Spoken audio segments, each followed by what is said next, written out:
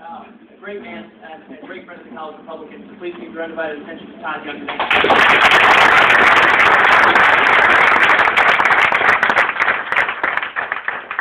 Well, the latest reports say this seat leans Republican, ladies and gentlemen.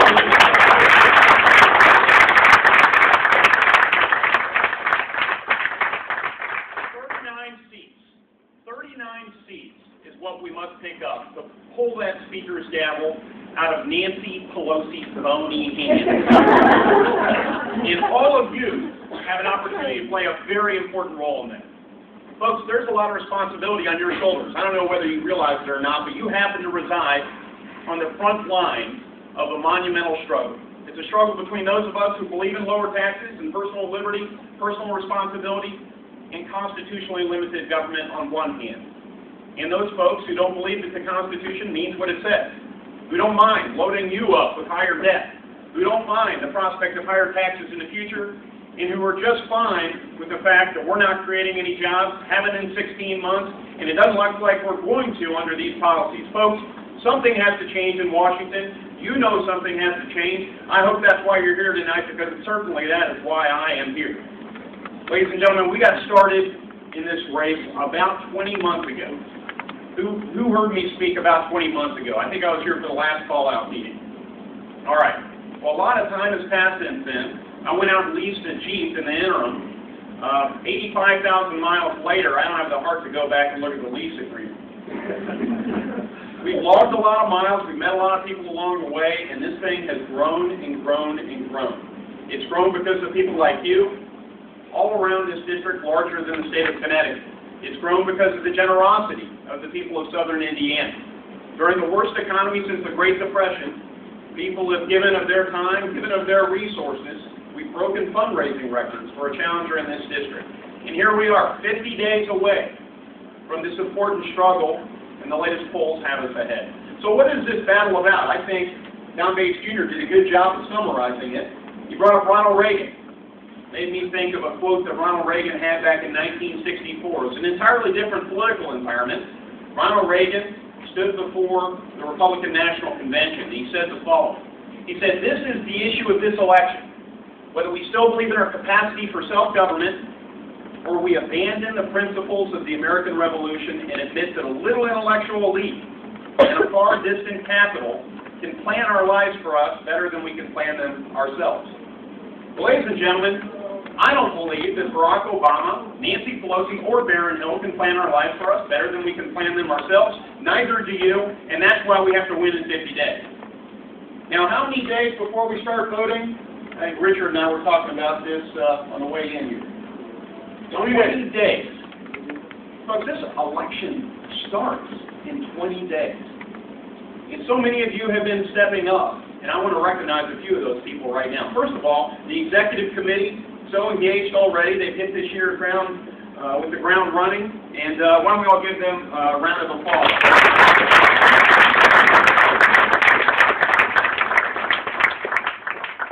We've been phone banking right here in Bloomington, Indiana. That's where this campaign is headquartered, off of North College Avenue.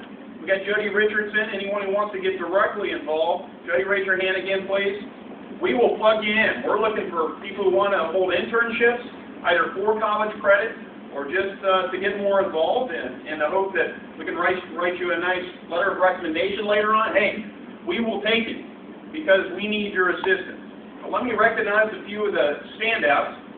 First, leading our phone banking operation with 929 calls is Justin, the Chairman Kingsolver.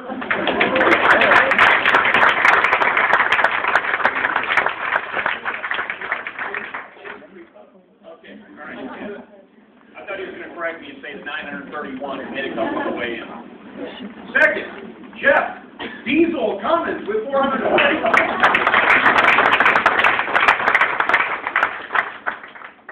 And then third, this is still pretty darn good, Steve Ewing with 277 calls. Let's give Steve.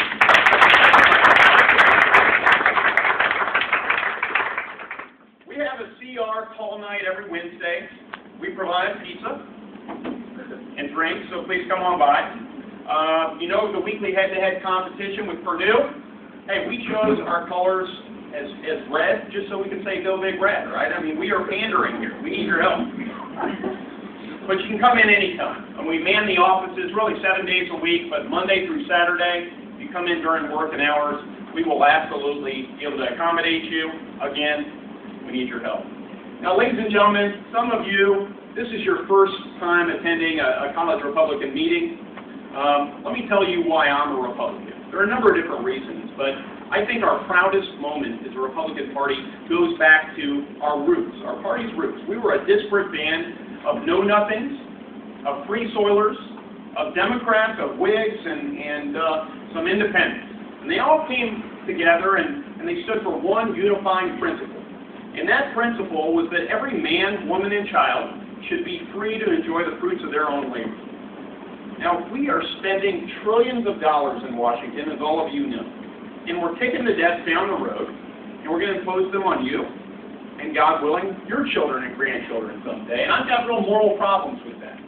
Because when we commit the labor of future generations to pay off the debt that we're incurring today, we're in some way diminishing your future freedom. That is what's at stake here in this election. That is what's at stake. So let's not forget the moral component of this very important election. This must be won. And instead, what we've seen is ill-advised policies coming out of Washington. Jobless stimulus packages. Only in Washington could you spend $1 trillion, lose 3 million jobs, and call it a success. We've seen a national energy tax, also known as cap and trade, which we know will send jobs overseas and even make the environment dirtier in the process. After all, the Chinese, the Indians, they have to build power plants to sustain those new factories, and their power plants are dirtier than our own. And then we have this government takeover of healthcare, and that's really what it is. A big government scheme to address what is really a pretty simple problem to address, which is the increasing cost of health insurance. We should instead promote free competition, the free enterprise way of things, allow people to buy health insurance in any of the 50 states, address tort reform to help bring down the cost of medical care. Ladies and gentlemen, there's some very simple solutions to these problems. Unfortunately, the Democrats have taken them off the table. So you're not seeing any of this common sense from your politicians. I pledge to you, as someone who wants to be your member of Congress and staff your congressional office here in Indiana's 9th District, that I hear you, I hear all the others in Indiana's 9th District, and I pledge to you, I will listen. I'll come back to meetings like this, and we'll get it done in November with your help. So thank you very much.